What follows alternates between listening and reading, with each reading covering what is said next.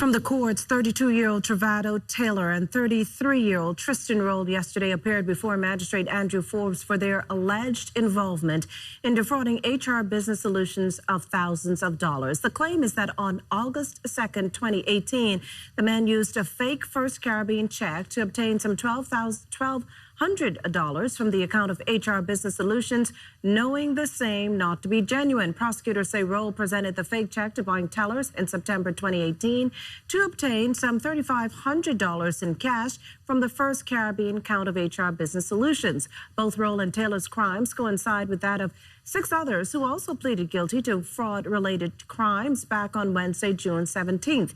Police are convinced all 8 are partially responsible for defrauding the business in question of $42,800 in cash. However, legal counsel for Taylor and Roll asked that the courts be lenient, citing that the 2 men were remorseful, had no priors, and were both gainfully employed with kids. Magistrate Forbes noted these submissions but lectured the men on the seriousness of their crimes, adding that the number of fraudsters coming before the courts have increased in recent months. Taylor and Roll were placed on a 12-month probational period and ordered to return the stolen funds to the plaintiff. The 2 will have to settle the accounts by August 30th to avoid jail.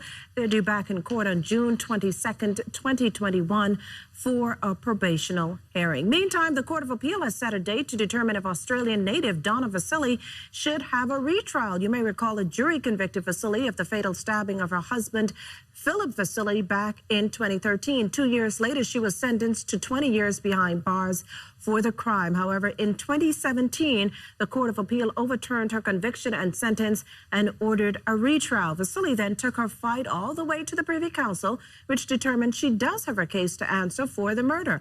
They then sent the matter back to the Court of Appeal to decide whether Vasilyi should be retried.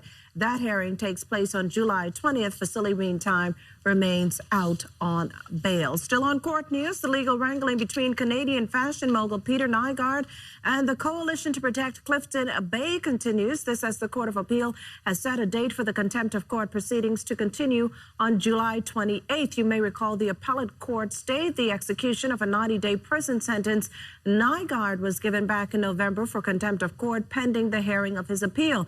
Now, Nygard was not in court when his sentence was handed down, and it is unclear whether he will show up for his July court hearing. Meantime, a court-appointed receiver has taken over Nygard's global fashion empire. This after a group of women filed a class action lawsuit against him for damages, alleging that young, impoverished women, some of them allegedly underage, were lured to his Lyford Key home with the promise of modeling jobs. Nygard denies the claim.